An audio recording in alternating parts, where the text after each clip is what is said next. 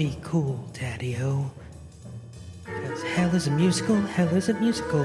Musical, musical hell. Stuck with Travolta and other people that you hate, but you have to do it anyway. Stuck in musical, musical, musical hell. With Lils and Scott.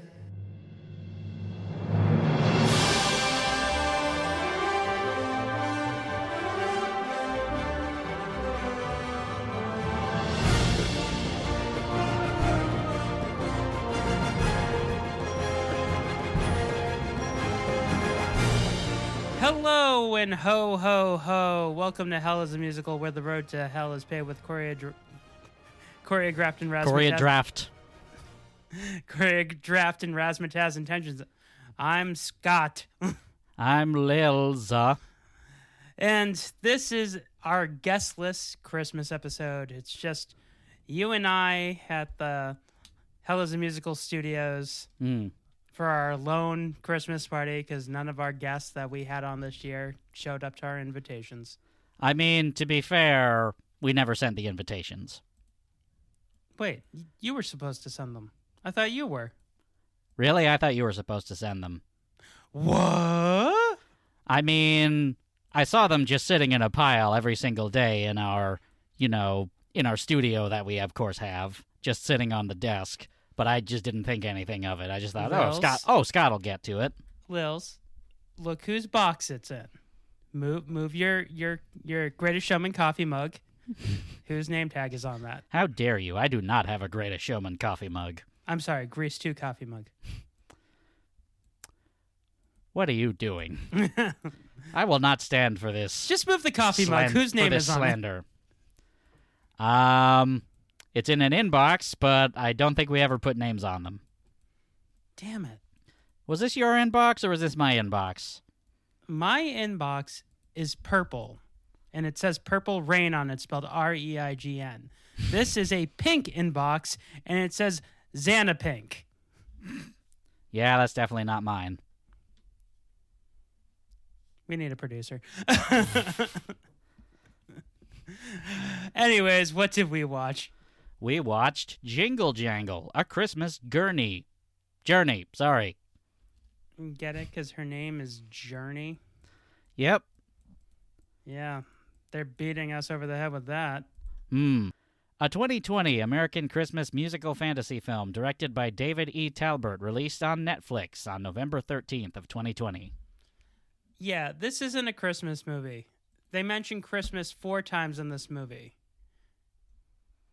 And they'd also do that Edward Scissorhand thing where it's Felicia Rashad telling the story. Was she doing that in Edward Scissorhands? Not Felicia Rashad. It's Winona Ryder in Edward Scissorhands. But they do that whole, Grandma, tell us a story. I mean, this is certainly a movie where Christmas is happening around the action. If you look in any direction, you will see, there's Christmas things.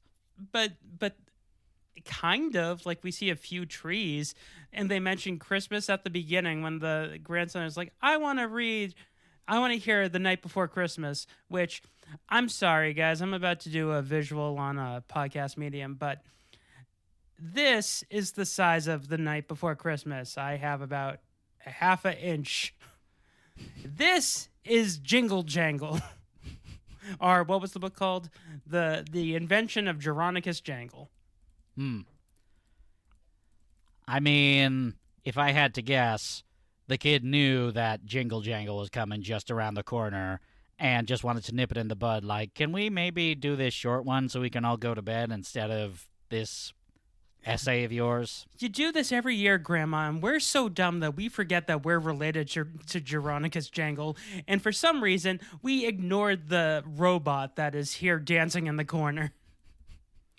I thought the implication was that they didn't know the robot was there, and that it was this is a Christmas present. Here's the robot. Right. That opens up another question. This is really jumping ahead a bit, but if the robot is the big, enormous invention that's supposed to fix everything, isn't there kind of an implication that gets mass produced, so shouldn't they just be like, oh, look, we got one too? Don't ask questions. Or is the joke just, or is the whole thing just like, oh, we're only going to make just this one? I'm pretty sure that the whole joke or thing is that these kids were never taught about their spatial awareness. Well, their great grandfather Jeronicus Jangle, which makes me think that then Journey had a falling out with Jeronicus too. Like he started making like, have you ever seen the movie Toys? With Robin Williams. Quick editor's note, too. Can we just make it so that, like, every time we say the name Journey, just a little clip of some random song by Journey just plays, like, directly behind us? Cool? You are making so much work for me.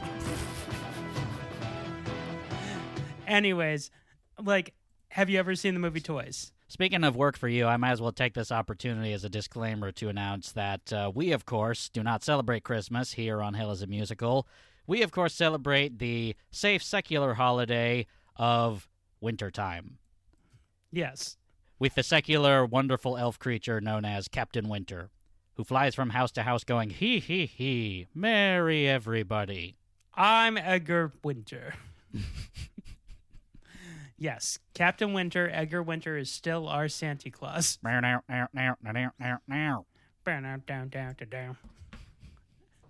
Okay. So let's dive into this, because the entire premise of this movie is that these dumb kids don't know anything about their dumb great-grandfather. About their lineage. Yeah. Even before we go into that, I feel like that the producers of this movie, who John Legend is one of the producers, and Usher is another producer, and Forrest Whitaker, saw Greatest Showman, and they're like, hey, I can do that. Usher was a producer on this? Yeah, he sings the song at the end. Huh, interesting. Yeah. Because that's not mentioned on the Wikipedia article, unless that's just, like, listed elsewhere. I mean, I think technically he produced the album, but that's still a producer credit. Like, oh, okay. Yeah, because Usher Raymond is now a very prominent producer. That doesn't surprise me. Yes. Any hoozle. The entire, like, fact that this movie is pretty much, it's trying so hard to be Greatest Showman. To the choreography, to the dance numbers, and the opening song is not even, it's supposed to be, like, I think it's called This Is the Day. We'll get into the tracks later, but it's supposed to be like this whole, we're going to get you in the mood to watch this musical and all of the family is going to love it and it's going to be a Christmas classic. It does not have that momentum. It does not have that, I can't believe I am saying this, but it doesn't have the greatest show, you know, I guess, battery acid to the face. If that makes sense. No, I get that. Like, The Greatest Showman's music was just forcing itself upon you and never letting up, and just really just getting in your face about, like, look at this spectacle. Look at this is something important and amazing. While a lot of the songs in Jingle Jangle are kind of pretty forgettable. I think there are three songs that are good. I enjoyed them a lot more than Greatest Showman, save for like one or two songs, which were just kind of really just unbearable for me because they actually sounded like Greatest Showman songs, but for the most part, like I don't really I just watched the movie a couple minutes prior to us starting this Zoom call, and I already can't remember how most of the tunes went. I watched this last night, and I can't remember jack shit, even with my notes. I can't remember jack shit about this movie.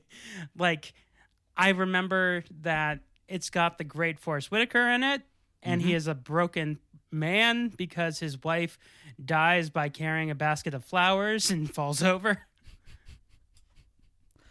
I mean, yeah, basically. That's how his wife dies.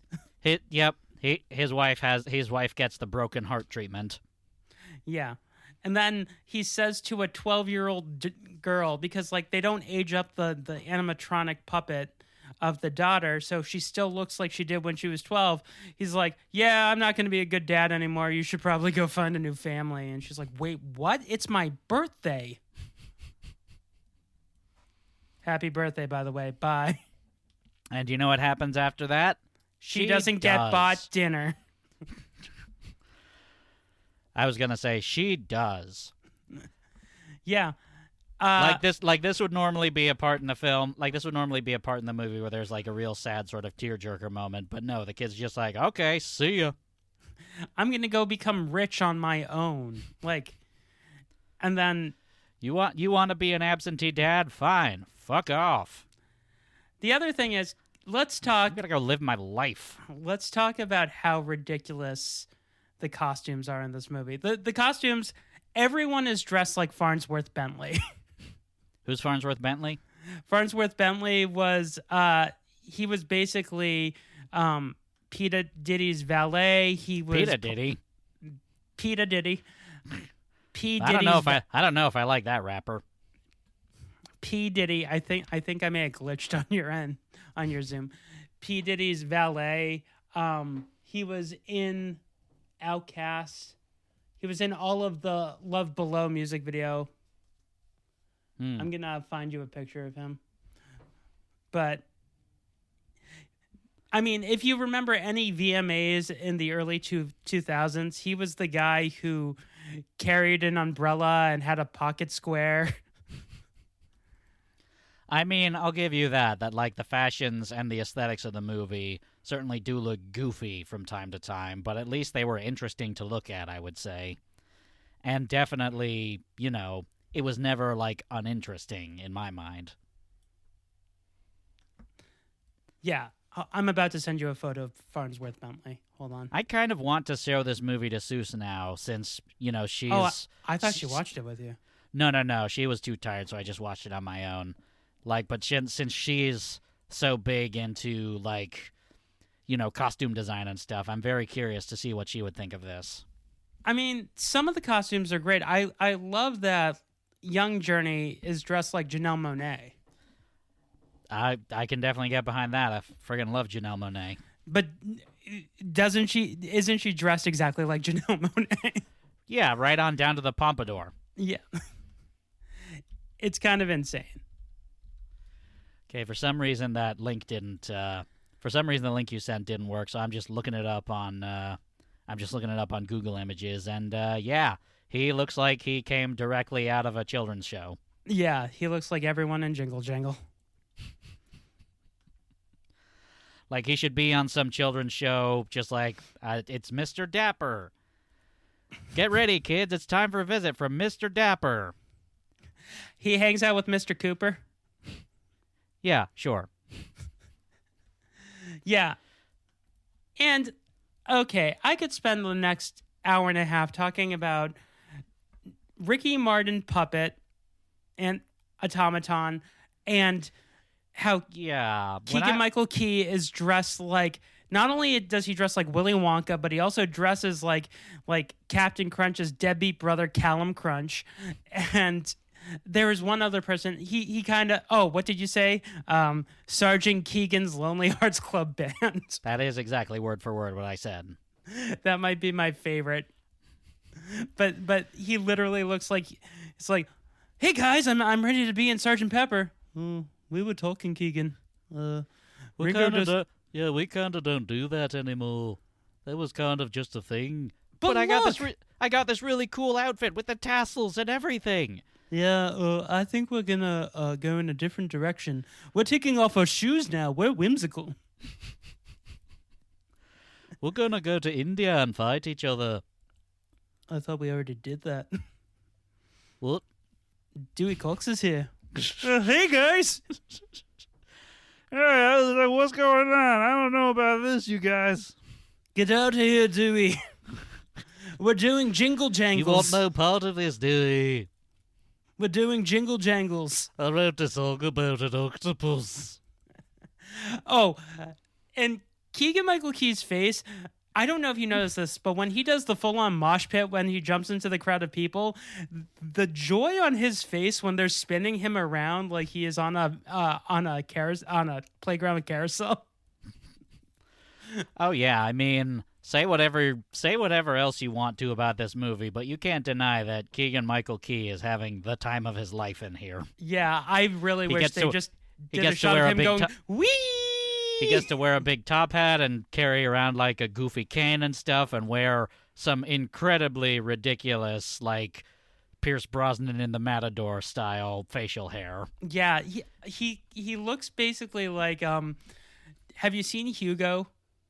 The Martin Scorsese. Okay.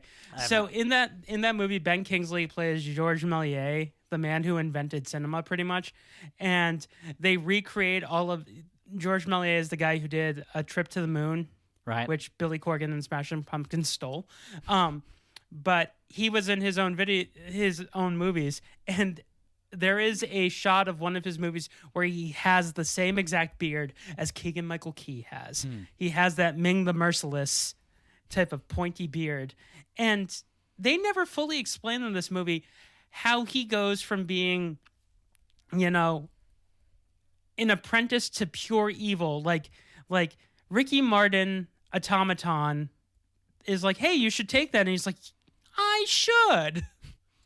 Yeah, and like on the topic of Ricky Martin as Diego, the talking sentient matador doll, let's not gloss over the fact that like right when I was watching it, one of the first things that I said to you was, this is already crossing into some weird Philip K. Dick type territory. Yeah, Because- I was because I thought- waiting for Harrison Ford to show up. Yeah, I thought they were really going to build into like some kind of like existential traumatic sort of stuff over, the whole thing about him wanting to be the only one and being horrified at the prospect of like mass production of it. And Yeah. it like I feel like there was a story in there that probably if it was directed by someone else like I don't know, like Ridley Scott or something like that. Or Then I was it would have just gone into like, what is life sort of territory. Yeah, because I was like, is this going to turn into a Small Soldiers type of thing where like Rick and Morton, Rick Ricky Martin decides upside, inside out, Morty. Oh, decides that he wants to mass produce all of the hymns, and then creates like a bunch of evil, matadors who try to take over.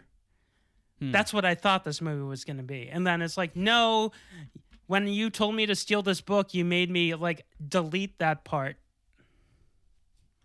I mean, in the logic of the movie too, it would be just so easy to like give Diego exactly what he wants and just avoid any sort of conflict by just like, "Look, you're the blue one, all the other these are red. Yeah. There, you're the only blue one." Yeah. No. No, they don't do that. Did we just like look into like the writer's room on this for a second? It's like, yeah, well, why did he do? But yeah, No, no. we're not doing that. Hey, what are we getting for lunch today? Guys? Are we still getting Jersey Mike's? No, I wanted Chinese food. Well, I want a Thai. I Ned want a Red's like, Jersey yeah, Mike's. no. We're going with Pizza Hut. But we had Pizza Hut yesterday. No, Yeah, that was no. Little Caesars. Yeah, no, Pizza Hut. How does he keep doing that? Yeah, this entire You movie. just keep accepting it. This entire movie falls victim to lazy writing.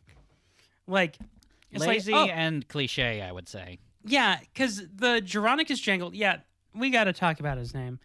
This movie's called Jingle Jangle, and there is no jingle. There's only jangle. That's why it's Christmas. The mere inclusion of the jingle in the title. But there's no jingle. Come on, It's come all on, jangle. work with me here. I'm trying. His name is Geronicus, and he's like, won't anyone call me by my name, like, correctly? And this was... No one wants to. Well, actually, that's not true, because remember, the Journey goes, can I call you Grandpa Geronicus? And he goes, I'd prefer you didn't. And she goes, okay, Grandpa Jay. And he goes, why won't anyone just call me by my name? You son of a bitch. She literally just called you Grandpa Geronicus. You are You her had your grandfather. opportunity. You didn't take it. And we have to talk about the Miss Johnston, the horny postal lady. Oh, yeah. She... Best part of the movie. One of the best parts of the movie, I would say. Like, anytime Keegan-Michael Key is on screen, like, I very much enjoyed that. Yeah, but it gets taken away from me because Ricky Martin gets so annoying. And that's another thing. Ricky Martin barely has a song. He has 3/4 of a song. Yeah, the only professional singer in the cast, and they only give him one song. And it turns out that... Well, I guess Annika Noni Rose is also a professional singer, but... And the little girl who plays Journey was in School of Rock the Musical. So, 3 people. But Forrest Whitaker based his singing voice off of Bill Withers, he said. I get behind that. Yeah. I like Bill Withers. Yeah. And then, like, they give him a song and a half. Keegan-Michael Key has... Does he only have one song, or does he have... Yeah, he only has the one song. And, sounds a lot better here than he did singing on Prom, I gotta say. Yeah. Yeah, they didn't do a ton of auto-tuning here. I mean, here it at least sounds like he's having, like, you know, a good time and really efforting and stuff. And I think it's because no one's making him go, like, go to a Broadway show. Go to the Applebee's. We gotta get... Speaking of which, it's interesting you brought that up. Update.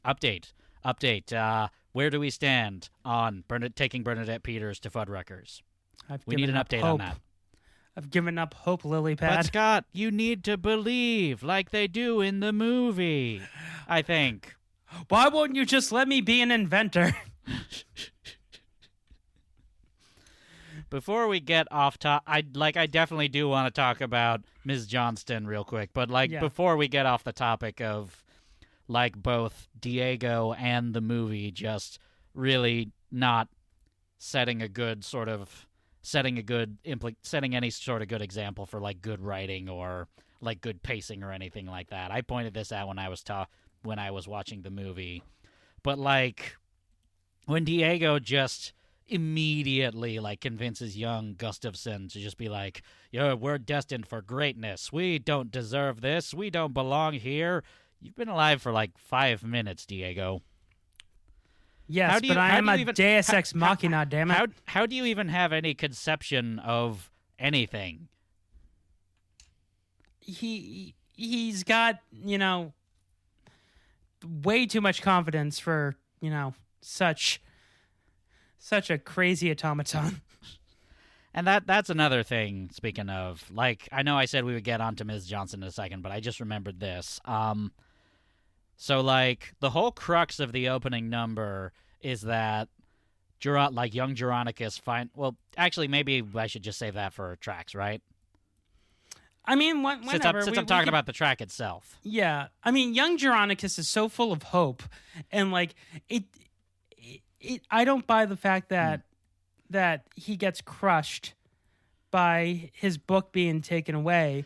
If he's really this great inventor, like, he should be able to...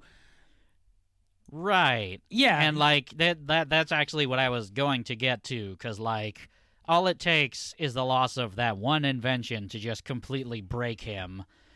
And, like, the one thing that really just set it in motion is just this eyedropper full of... LSD. Yes, full of LSD. I mean, I was going to say magic goop, but you kind of hit it with LSD. Yeah. Is the implication that there was only one drop in that thing? Because, like, Yes. it seemed like... It seemed big enough for, like, multiple drops of that. Like, why wouldn't he have just gone, like, he's gone! He's gone! Oh, well, on to the next thing. But he goes full Hall & Oates. She's gone! Okay. Another thing is... Gustafson. This is the episode where we're having a stroke. Oh, Morty, you got a she bangs, Morty. Oh, I don't know about it, Ricky Morton. But Gustafson, like, it's not like that. He basically says later, like, you ignored me, blah blah blah blah blah, and I'm like, not really. Like, he basically asked you to do the job of an apprentice, like. Yeah, and besides which, he has a friggin' business to run. You know, he's responsible for your livelihood as well as much as his own. Like, but yeah, put your ego aside for 1 second. We're gonna worry about your freaking sky dancer. Yeah, That is basically what it was, wasn't it? yeah, it was literally a sky dancer or dragon, whatever the male version of the sky dancer was. I was just trying to remember that, and I cannot. Is for it the life Dragon of me. Blade? Dragonflyer? I have no idea. Hold It Me was Closer, Tiny Dancer?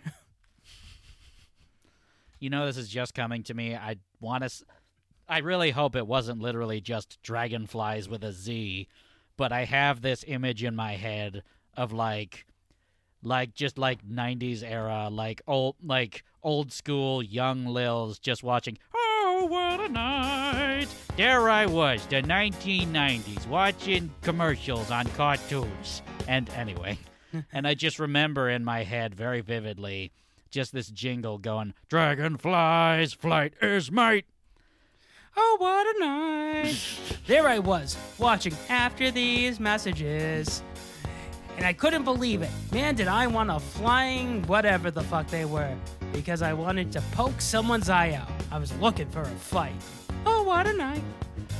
I wasn't old enough for a wrench just yet, but my parents promised that if I was really good and got good report cards on spelling. Anyway. Yeah, because he basically, he doesn't understand why his thing won't fly, and it's because, spoiler alert, he sucks.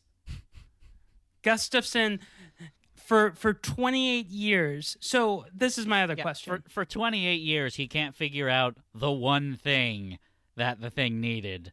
And, Right. at the end, fucking Geronicus just gives him it on a whim, and it makes it work. Yeah, and my other question is, do all of those Inventor of the Years retroactively go to Geronicus now? Or is there an asterisk? Are they going to strip him of the award like they did with Pete Rose. like they did with Milli Vanilli at the Grammys? Yeah, or Pete Rose in the Baseball Hall of Fame. Right. It is. I mean, it is kind of unintentionally hilarious, though, that he spent all these years just trying to figure out the one thing, and then Geronicus was just like, I don't know, this thing, and he's just like, uh-oh, my life. Wait, how did you make that work? Well, I took a soup can and I put in the gyroscope. Oh, it's just something I threw together out of some crap. The fact that like This was my entire character arc. Really? Sucks to be you. Oh, Okay. man. does it make sense that he goes from being a toy inventor to running a pawn shop? Shouldn't he have gone like in the complete opposite direction and he becomes like a baker and all of a sudden his sadness is baked into like someone bites into a croissant and they're like, oh man, my wife, she fell over with some flowers too and she died also. I'm sad now. The worst croissants in London. But he shouldn't. I mean, he still has the skills and stuff. Why couldn't he just take that and, just, offset it into something a little less whimsical, like welding or something like that? He just immediately goes to, pawn shop. Or, why I thought he was going to be, making safes or something like that.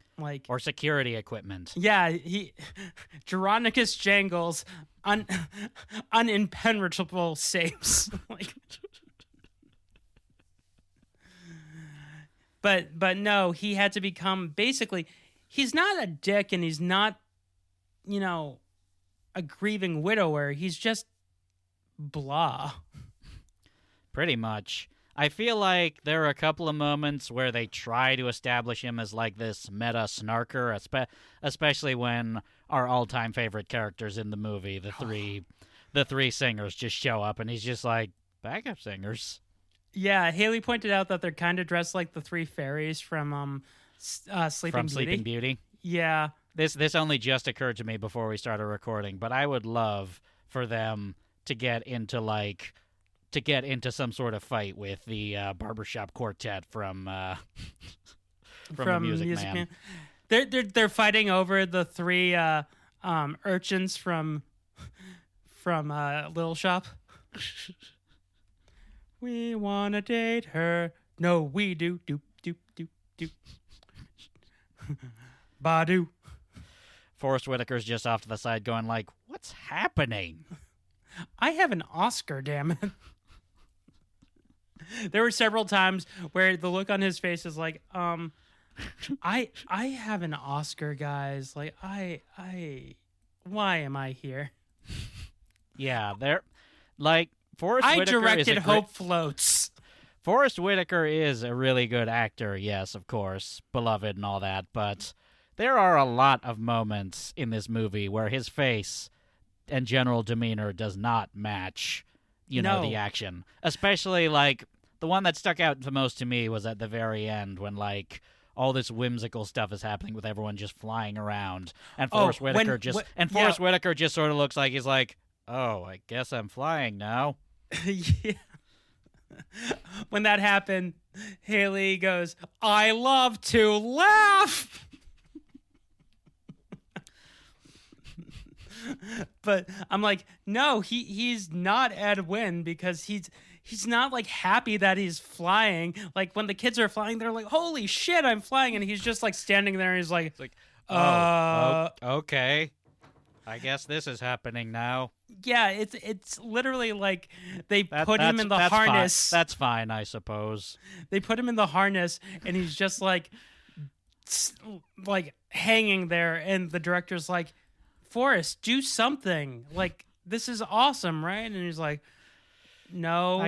I guess. Come on, Forrest. Haven't you always wanted to fly? No. Hadn't honestly thought about it until now. Really? You hadn't thought about it at all until now? No, because, I was literally in the highest grossing movie of last year, Black Panther, and now I'm singing, I guess. He literally... Now I'm singing for a little tiny robot with a Johnny Five head. Yeah, that was one thing I did. When he came alive, I went, Johnny Five is alive! But, I mean, yeah. it's no... I mean, I just played Archbishop Desmond Tutu one time, but sure, okay, I guess I'll fly too. Yeah, he went from doing one of the highest grossing Marvel movies of all time to making this a year later. And like the look on his face was like, what the hell am I doing here? Like every time he's like, can you please keep it down? I was like, is this Geronicus or is this Forrest? It's like, well, this is where I ended up now.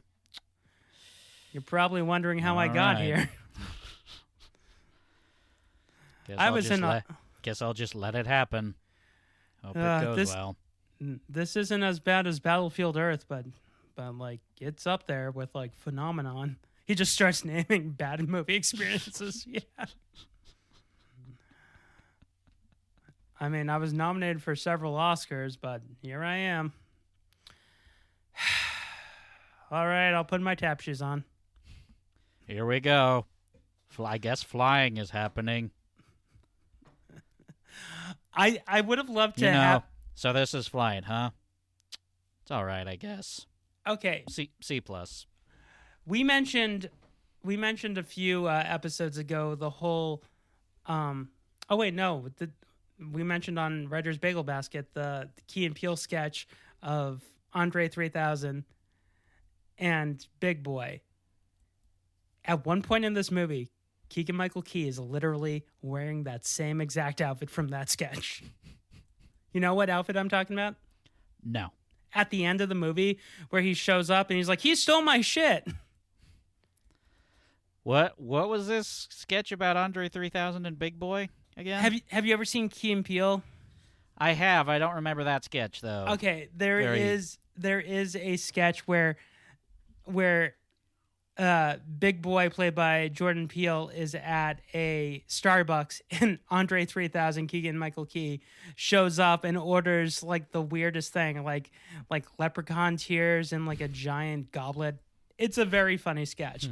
But I'll have to look that up. But look up Keegan-Michael Key as Andre 3000, and you tell me if he looks like one of his costumes from Jingle Jangle. I'll wait here. I know you will.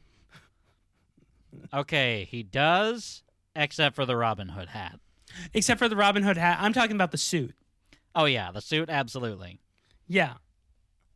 Yeah, it's insane how, like, I wonder if the costume designer was the same person who worked on Key and Peele. What's funny is that, like, the preview picture for all of them just shows Keegan-Michael Key as Andre 3000 just kissing Jordan Peele as Big Boy, and he has the most, like, middle distance stare I've ever seen. And it's just like, oh, the Forrest Whitaker's performance. Yep. It's like, where am I? Well, how'd this I entire movie, I even get here? This movie would have been the greatest musical and greatest long con if this was a Key and Peele movie. If this was like a 90-minute to 2-hour Key and Peele sketch. That would be very interesting. That would have been great. But instead, we get this. And I still don't know how I feel, because I'm like, there are 8 or 9 songs in this movie, and 4 of them are really memorable, are really good. I won't even say memorable. They're just flat out good. Like Journey's song that she sings when we get into the tracks, like that song is a bop. Miles and Miles is a bop. I'm going to disappoint you when we get into the tracks. I just know it. No, you're not, because there are a few tracks that I feel that I hate, but like there are 2 songs I really liked. But yeah, like we can't get into the tracks without talking about, like we put it off for too long. We can't get into the tracks without talking about Miss Johnston. Yeah. I mean, we're not at the tracks yet, but Miss Johnston is amazing. Portrayed by Lisa Davina Phillip. Who MVP of this movie. Oh, yes. MVP. And like when she starts doing I think because she figures out early on that, like, oh, okay, everything in this movie is crazy. I'd better also be crazy so that I look like I belong. When she starts belting for no reason, and it's like almost, I want to say psychotic, but also like it's a guffaw. It's hysterical. She's really good. She is the best part of this movie. And then both Journeys, both Felicia Rashad and the young girl who plays young Journey, really good. Keegan-Michael Key's not bad. But the 2 weakest performances in this movie are Edison. Yeah, that was a character who did not need to. That he was a young boy audience surrogate at best. Right, but he doesn't. He's there because the writers thought, we don't want people to think this is some kind of girl movie. But I would have loved to have another character who was like Journey's exact opposite. Like, you know, why couldn't we do like a Parent Trap thing? What exactly do you mean by exact opposite? Like a cynical, like no, someone logic-driven... who thinks basically Edison's character, but it's basically just another Journey. It's you know, another young girl that basically reminded Geronicus of his daughter, who he threw away. But I guess that's why Journey is allowed to stay, because Journey is basically what was his daughter, Jessica? It's all J names. Yes, it was Jessica. Yeah, but like I don't know. I also feel like you didn't even need Edison. Yeah, he really doesn't contribute much of anything to the film. He just like, basically at all. gives over the robot to Keegan-Michael Key. Basically. But yeah, Ms. Johnston, like, incredibly entertaining every time she's on screen. Chef's Because- kiss, perfect. Because she basically has two settings: crazy and thirsty. Yeah. This lady is so horny. I love like her first line of the movie is like, "As you know, I'm a widow. My husband's been dead for a very long time." Meow. I feel like there were multiple parts in the movie where I feel like it wouldn't have been out of character for like her to just get so fed up with Forrest Whitaker's sad sack sort of performance, just being like, "Do you know what's going on? God damn it. I am horny for you, Forrest Whitaker. I want to jump on your dick. Oh my God. I gotta go do some stuff over here now. What? What is so much more important?" To make toys, you need to know how to do math. That's not a thing. It's really not. No, it's not. There's also... Wait, I need to equate possible divided by whimsy times joy Times height. square fantasy. There. I got it. I've solved the puzzle. So now I just need to, You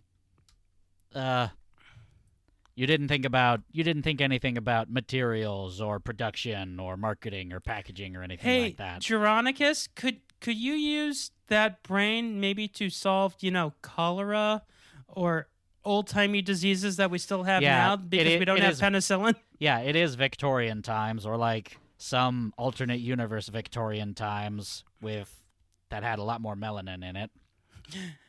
Well, have you been taking your mercury? So the good Victorian times, not the crap one that we ended up living through. Yeah, everyone's a steampunker here. Everyone has a dirigible that flies on farts and dreams. Everyone's got at least 5 things with cogs on them. Yep. All right, we put it off long enough. We can get into the tracks. Okay. Let me just pull up the Wikipedia page for the soundtrack right here. Produced by John Legend, Philip Lawrence, Lawrence, Davey Nathan, Michael Diskint, and Harvey Mason Jr. Released in 2020, November 13th, etc., Atlantic Records, blah, blah, blah, blah, blah. Yeah, no one number- knew this was coming. No one knew this movie was coming. They didn't advertise it at all. Like, November 12th, they're like, Jingle Jangle's coming, and November 13th, here's the soundtrack, and then, like, the next day, they're like, I guess here's a trailer. Jingle Jangle's coming. Wait, what's Jingle Jingle Jangle is here. What is it? The soundtrack is here now. Wait. Hang on a minute. Goodbye. You are now indentured to Jingle Jangle. You have been jingled, and furthermore, jangled. Your soul is now property of Jingle Jangle. What? No. You watched the movie for 48 minutes, Scott, before you shut it off, then didn't watch it again until 2022. The prophecy has been fulfilled. Jingle jangling shall now commence. What? Yeah, I remember we watched it in 2020. We started it, and then we turned it off. I think we paused it, and I made hot chocolate, and we're like, hey, let's watch something else. There is nothing you can do to prevent the jingle jangling, for the jingle jangling has arrived, and it cannot unarrive. And as it was foreseen and foretold, he shall jingle jangle, and it should be good, but it's not. Just as the prophets have written, "Oh, what a night! There I was, writing the prophets in obsidian stone for all future generations to read." And that prophecy said, watch Hairspray. Wait a minute. Anyway, track number 1, This Day, performed by Justin Cornwell and Sharon Rose. Even when life's knocking you down, you always figure it out. See your way through the doubt. And when I'm lost, you help me find my way. What you got in your hands could be the spark. Turns it all around. This is happening now. 'Cause all my life I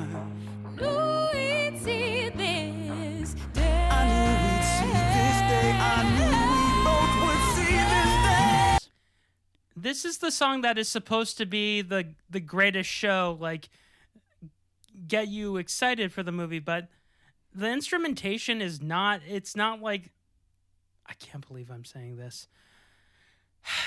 It doesn't have that like drum boom and, you know, the horn section of Greatest Show. It just doesn't have that Imagine Dragons flavor. Sure, I was gonna go with Panic at the Disco, but yeah, okay. I mean, you say that like they're that different. Lesser of two evils, Lily Pad. Lesser of two evils. Incidentally, like that kind of music that like I'd been like before it became all Christmas music all the time, I'd been hearing a lot of that at Trader Joe's, and I found it's a lot more entertaining to imagine that when it gets to the inevitable ooh, oh, oh, sort of sing-along part, to just imagine that's the singers losing their balance. Like, just imagine that song by Bastille, and then just everyone just going like, "Whoa, whoa, whoa, whoa, whoa," instead of actually singing. I remember that. So I got tickets to Boston Callings Fest in 2014, and they added Bastille last minute. Like, I think they tried to sneak them in so that we wouldn't notice. Yeah, I think it was either supposed to be Haim, or, you know, another band that was Nine good. Inch Nails, because it's always Nine Inch Nails. No, it was not the top tier band. It was like, it was the second to last before the main attraction. So it was like on Saturday it was Jenny Lewis, then the Decemberists. On Sunday it was Phosphorescent, then Bastille. And originally it was supposed to be I think it was actually supposed to be Janelle Monáe. Oh, that's a step down. Yeah, and then they're like, oh. No, you guys switched out Janelle Monáe for Bastille? Boo. I believe she was making a movie. I think she was in the middle of production for one of her many movies that she was doing in 2014, 2015. So we got Bastille. Hooray, Bastille. And I was like, yeah. The guys who went, whoa, whoa, whoa, whoa, whoa. It was interesting. Anyways, this song is fine. It's not as entertaining, and for an opening number, it doesn't really get you excited for the rest of it. I disagree. Not necessarily that it gets you excited, but I definitely found it a lot more entertaining than anything that was in The Greatest Showman. That's fine. Because I feel like there was a bit more. I feel like there was a bit more flavor of its own and charm to the music for the most part in Jingle Jangle. It took 3 songs to like get me into this being okay, being a musical. Like I understood that Greatest Showman was a musical from the very beginning with that one song. This one I was like, oh, okay, I guess this could have been a song that was sung by someone else. Like, yeah. Right. And like, I mean, but yeah, like, keep in mind, like, all of my opinions are coming having just seen the movie and already having no recollection of like what any of the songs sounded like. This is when he's in the toy shop, and no, I know that was the one. I just can't remember for the life of me what the melody of it was at this point. In this scene, when he's singing, and I thought I was the only one, but then Haley pointed it out. He gets on the ladder, and it's one of those ladders that's supposed to like go around the entire room. It's on a track, and he goes 15 feet. He literally gets on the ladder, and then he just goes, and I'm like, okay, you made it look like it was going to be like this big rotating crane shot, but no, that's it. That's all. I mean, that's probably covering like a lot of distance in the shop, but we don't get to see it. Yeah. But yeah, like, I still found this number entertaining, and then I feel like all of that was just kind of ripped away in the next one. Track number 2, Borrow Indefinitely. We are the same, you and I. destined for greatness and yet cast aside, treated like we've done something wrong. Look at you, covered in rags, and a smell I would rather not mention. But a reality could be a thing of the past. All that's required is you listen. What? Ricky Martin should really sound a lot more interesting than this. And he should get a better song. He's Ricky fucking Martin. He sang and wrote Livin' La Vida Loca. Yeah, not only should he get a better song, he should get another song. Right, because at this point, he was Che Guevara in Evita, in the revival of Evita. Like, give the man some fucking credit. Evita. That, of course, a production by the Root Bearman himself. Andy! It's not terrible. Evita is one of the only Andrew Lloyd Webber musicals that I don't hate. I hate the fact that it won Best Song at the Oscars and beat That Thing You Do, but that's a whole other kettle of fish that we can either cover when we do Evita or That Thing You Do. Right. After that, we got track number 3, Miles and Miles, performed by Marisha Wallace.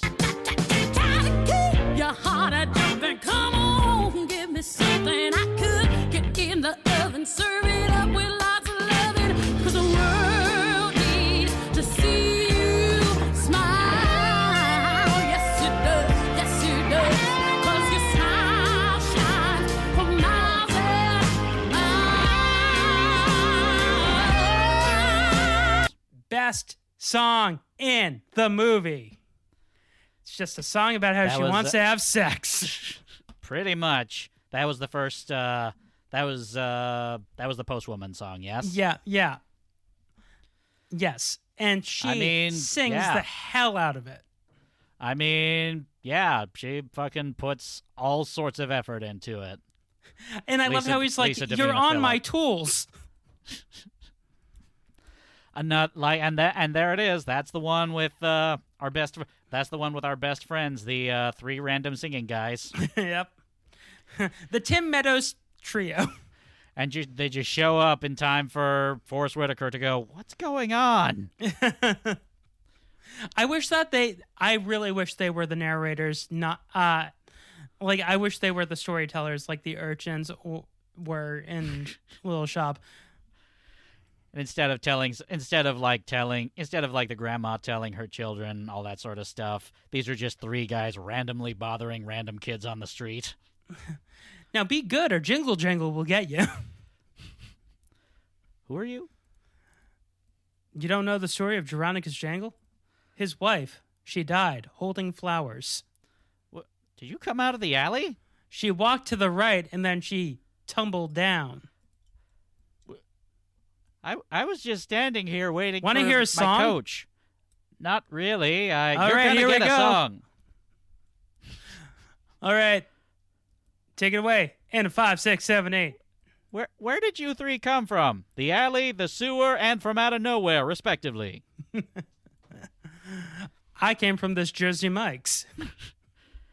Victorian era Jersey Mike's. That's right. We got those in Victorian times. Yes. It's You didn't get Jerusalem it. Michaels. You didn't get it. You didn't get it. You were just born in the wrong ass timeline. Next track. You got a raw deal as far as multiverse Victorian eras go. Track number 4, Not the Only One, performed by Madeline Mills. And until the day is done, I can promise you I'm gonna go and find it. I know one day I'll find it. I hope that when I find it, I'm not the only one. That's the she's leaving. That's the one she performs when she's like leaving home, right? Yep. I mean, like I said, I don't remember the song so vividly. I just know that was sort of a "When Will I Be Special" kind of number. Yeah, it's the I Want song. Oh yeah. There's 2 I Want songs in this musical. There is, yes. And I remember one being slightly more irritating than the other one. Mm. And I hope the one that I think is irritating isn't the one that you thought was a bop. The one of her dancing on the awning is the one I thought was a bop. Oh boy. Here we go. Track number 5, then. Magic Man G. Keegan-Michael Key just being James Brownham. Yeah. He is having way too much fun. And I'm here for it, frankly. Oh, I'm going all around the world. Legendary toys for boys and girls. What's up next? You won't believe it till you see what's on my sleeve. It's the Whirly! Whirly! Won't you break it down for me? Come on, y'all! I really wish that he had his own special dance, like he had his own, Roger Rabbit. He had his own Carlton. Yeah. But no. Like in the movie or just in general? From this movie, it created like a sensation. The Keegan. Yeah, the Keegan. Track number 6, Square Root of Possible. All the possibilities. Don't tell me it's too far to go. I know that I'm unstoppable. 'Cause the square root of impossible is me.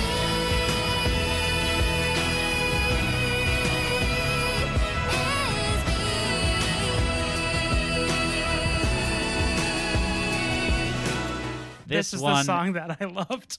This one irritated me I love this because one. it sounded the most like a Greatest Showman song. And as you know, I did not like any of the music in Greatest Showman. Well, okay. So with this song, I liked it because I like the song, but also I pointed out to Haley the fake snow that she was dancing on. That is a combination of That was that was powdered mashed potatoes, right? it's a combination of potato flakes and soap. And I was like, when you mix those two together, you'll get a chemical compound. It would be hysterical if you just saw like 2 guys with like the trampolines like following her, like, oh no, she's gonna fall. Because like she is flat out dancing on that awning. Yeah, I did sort of think at the very end of it where like there's the big finish, the music cuts out, and she's just standing on the awning. I just thought to myself, how the hell do I get down? Well, How through did I the get window. up here in the first place? It was the window. She entered through the window, but no, it would be hysterical if the window just locks behind her. Like you just hear a thud, and she's like, oh no. Oh, Grandpa Jay, that's not my name. Grandpa Geronicus, that's not my name. Grandpa Jerry, how The did we get square root here? of possible is me. Oh, fuck. Oh, shit. Grandpa Jay, I left my keys inside. Well, looks like you're sleeping on the awning tonight. You could open the window. I could, but I'm not going to. Come on. I don't even know if I'm actually your grandfather. Come on, Forrest. Okay, it's just okay. It's just Madeline talking now. It's really cold out here, Forrest. Just open the We're window. on a please. sound stage, Madeline. Are we really gonna do this now? Well, maybe you shouldn't have taken the last bag of. Maybe you shouldn't have taken the last bag of combos over at Crafty. They had other bags of combos. Well, they weren't pretzels. Adventures in Craft. Anyway, Next track. after that we got. Oh, I'm gonna butcher this title for sure. Grandpa Mini Asu Jingle Jangle Remix, performed by Bisa Kadey and Mick Flams or Flames. I'm not sure, but this is the song that was playing during the snowball fight, I believe. Yeah, oh yeah. Nampa wini, nampa wini, nampa kwabo, nampa wini. Come and play with your granddaughter, nampa wini. Okay. Like the craziest snowball fight that runs on physics. Yeah, which not how that works.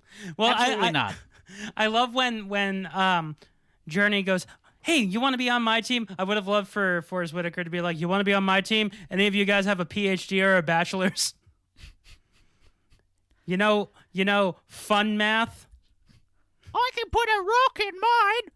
You know what? That'll do. Let's do this. And, like, for the whole of that bit, I was really, really, really hoping, like, that policeman with his what's all this then mustache once he gets hit. And there's this awkward moment. James like, Corden? Oh, That man looked like James Corden with a handlebar mustache. the awkward moment of Forrest Whitaker going like, oh, fuck, I'm going to jail. I really would have loved if the cop would just, like, picked up some snowball and was just like, where are they at? Where's my target? You mean like in Austin Powers when he's dancing on the street and the constable comes up to him and he pauses all scared and then starts dancing with the constable? Yes. I feel like this, that wouldn't have been out of place for this movie, considering how everything is just drenched in whimsy. Yeah. That'd be hysterical if he's like, all right, I'm on your team, little girl. And then horny post lady, Mrs. Johnson's like, then that means, Jerry, I'm on yours. Looks like I'm the only one left. Oh, no. We can't have odd numbers of teams. We're all good. You made that rule up. No, I didn't. Next track. Track number 9, Make It Work. That was... Oh, wait, I skipped one, didn't I? Track number 7, Over and Over. The Forrest Whitaker longing ballad.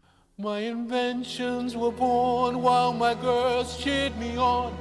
I can still hear their laughter today. In the shop we would pray, all our dreams we'd create. Can't forget the sweet smiles on their faces. Yeah, like he is the saddest singer to ever sing. Like when he acts, Forrest nails it with like being depressed and sad. He knows how to sell it. Yep. But then when you do that in a song, it becomes so depressing. And the fact that he's doing it while he's like working on his invention, and it's like, oh man, he is broken. We are watching a broken man.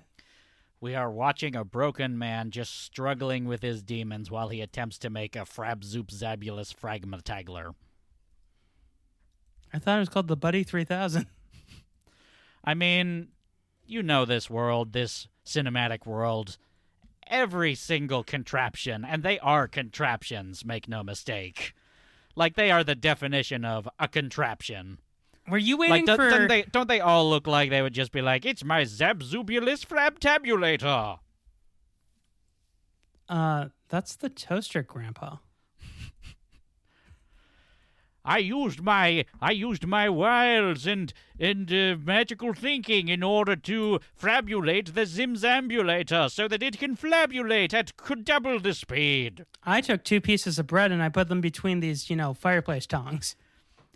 Is Grandpa okay? Nope. Grandpa hasn't been okay for a very long time.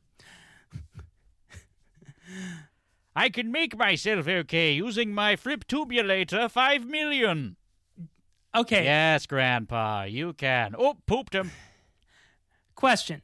Were you hoping that when Buddy starts talking the robot, it would have had the voice of Rob Paulson as Yakko Warner? That certainly would have been interesting. Get out, everybody! I mean, were you not taken by the voice of Tobias Popp? You know, famous for... Oh, he was Buddy? That's what it says on Wikipedia. I literally thought they just took their voices and just upscaled them. I mean, apparently not. That's what it says on Wikipedia. Tobias Popp, who does not have a Wikipedia page, but I'm learning is basically doing like a Ben Schwartz. Burt. No, not Ben Schwartz. A Ben Burt kind of thing, which I guess was also doing a Ben Schwartz thing. She's the worst. I got run over by Alexis. Anyway, that leads us to track number 9, Make It Work. Forrest Whitaker and Annika Noni Rose are reunited at last. I've come this far without your help. Figured it out all by myself. Forgiveness sure ain't easy. Don't know what I'm gonna do, or if my heart will find its way to you.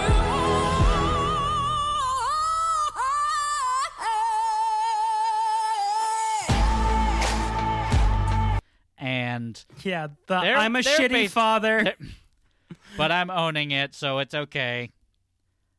I can make it better with this song about another song about longing, as in longing to finish making this robot good. This song's fine. Yeah, it was perfectly fine. I mean, it wasn't No. anything to write home about. Not much to be said one way or another about it. Yeah. Also, the other thing is that we have Princess Tiana herself, Yep. and she gets half of a song. No. Yeah, she gets screwed. Ricky Martin gets screwed. Every actual singer gets screwed. Forrest, why do you get 2 songs? Because I have an Oscar. Okay. Anyway, that leads us to the final track in the movie. In the movie, I should say, there's some end credit songs and some sweet sort of stuff. Mm-hmm. But the final track in the movie, "This Day" reprise by the Jingle Jangle Choir.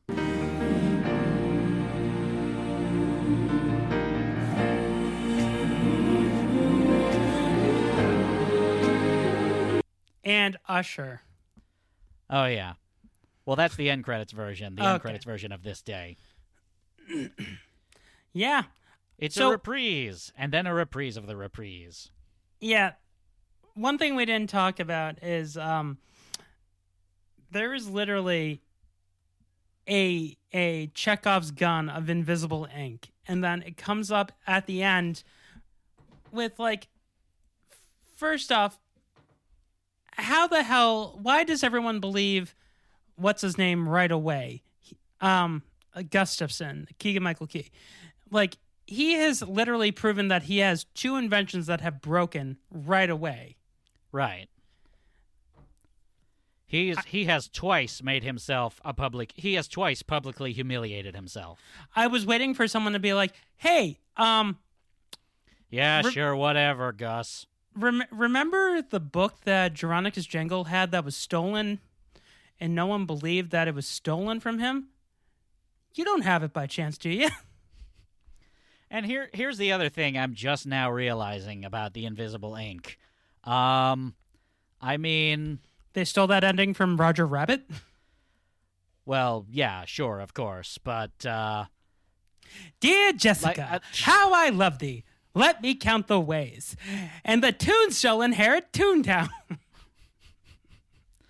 But no, I was gonna say, and I'm just now realizing this, that when she reveals like the plans, like when Journey reveals the plans to them, and it says like, you know, it just says property of Geronicus Jangle on there. There's that moment of, oh God, and then like logically she should have just kept her mouth shut instead of saying I wrote it on there.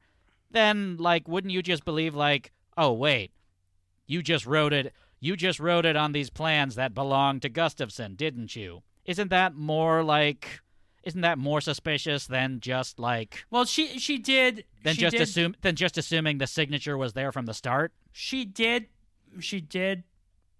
phrase it by saying, "When you came here the other day to try and steal his inventions, I went to his desk and I wrote his name on it." So Oh, okay. technically, I yeah. mean, that doesn't make it any less like red herring-y, though. Well, and why didn't Edison, like Do anything. Edison there were 3 witnesses, or 2 witnesses at least, for Geronicus Jangle. There was Edison and there was Yeah, Journey. Edison got tied up. Right. Yeah, but no, we're going to take the word of a man in his walking, talking action figure. But aren't you going to listen to us? No, you're children. Aren't you going to listen to me? You're a talking action figure. Of course we're going to listen to you. And like, this is another thing that just occurred to me when Geronicus just like pulled out the one thing keeping Diego alive in his back. That like, I wonder if he just sort of thought to himself, well, shit. Now I gotta wait another however many amount of years to receive another one in postage. I kind of wanted I would assume, like, just since it came from an eyedropper, it's not something reusable. Right. I was kind of waiting for him to have an over-the-top reaction when Geronicus removed his life source out of him. I just wanted Diego to be like, very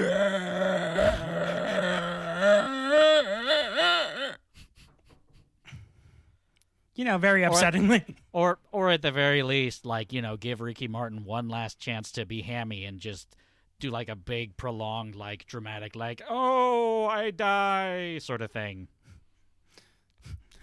They're both fine.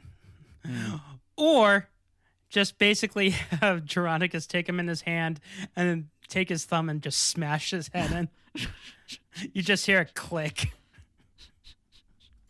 Or just pull his head off, just Yeah. like with a little noise. So yeah, that was our last movie of 2022, everyone. Yes, it was. So Lilypad, what do we have coming up next? Well, I believe first we have a rating system on the program, don't we? Oh, that's right. Fuck me. Yes, if it's a good movie musical, it's hell of a musical. If it's a bad movie musical, it's hell is a musical. And if it's meh, Purgatory Pete's Razzmatazz Factory. Lilypad, what do you give this? I am going to give this a firm Purgatory Pete's Razzmatazz Factory. So am I. Just because, like, there wasn't a whole lot too exciting about it or interesting, but there was just enough that did, like, make it at least interesting enough to look at, and enough wild swings that kept me from just writing it off as, well, this is garbage.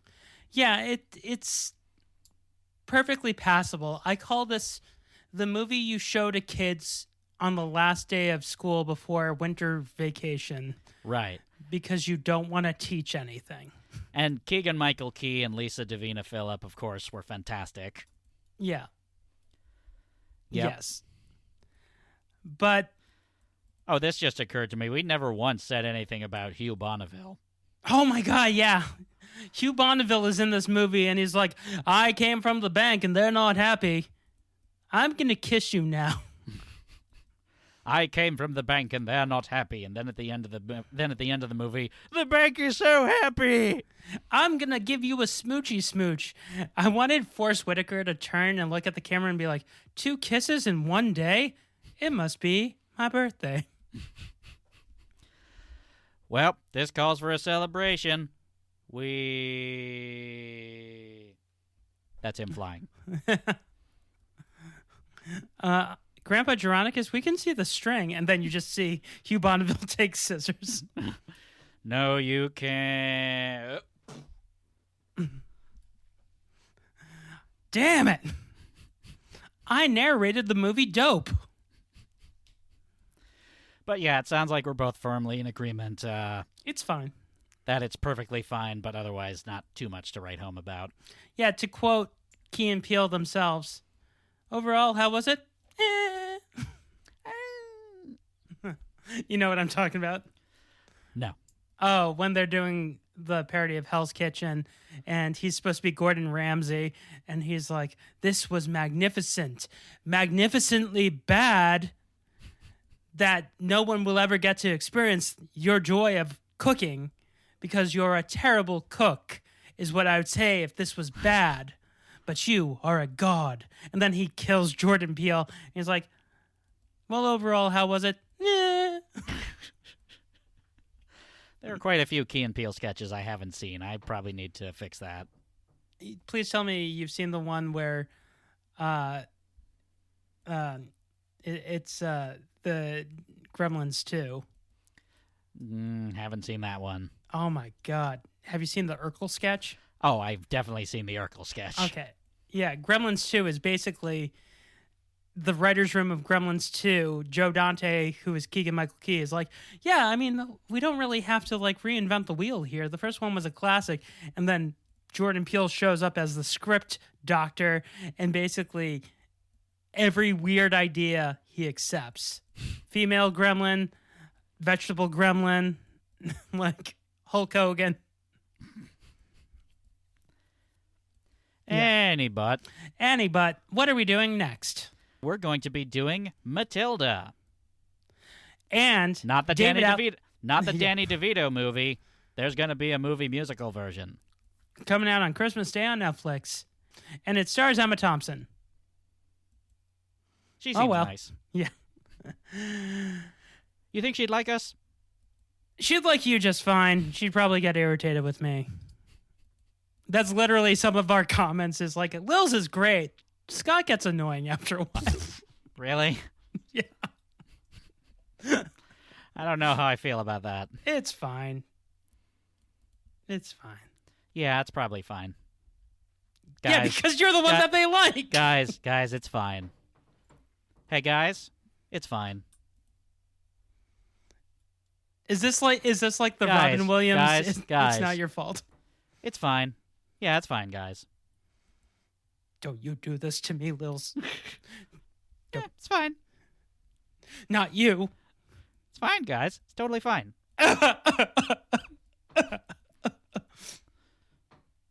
That was my fine. Goodwill Hunting moment. Now's probably a bad time to ask if you like apples. So remember, if you create a singing matador, chances are he's probably going to have a sketch comedy comedian steal your inventions. It's true.